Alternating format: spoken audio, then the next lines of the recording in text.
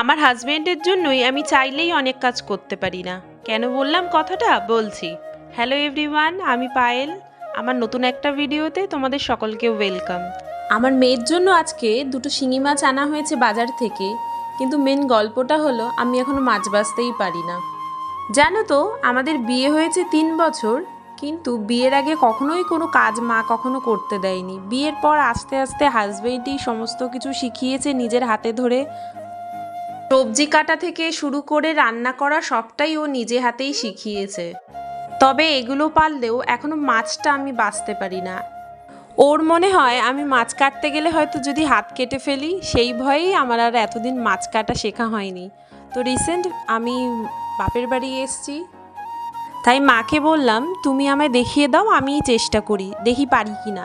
চেষ্টা করতে ক্ষতি কী।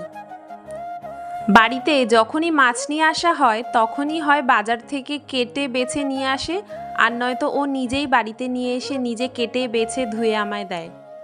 তবে বরমশাই ঠিকই বলে কাজটা অতটাও সহজ না। যাই হোক, প্রথমবার চেষ্টা করলাম, নেক্সট টাইম নিশ্চয়ই আরও ভালো করে পারবো।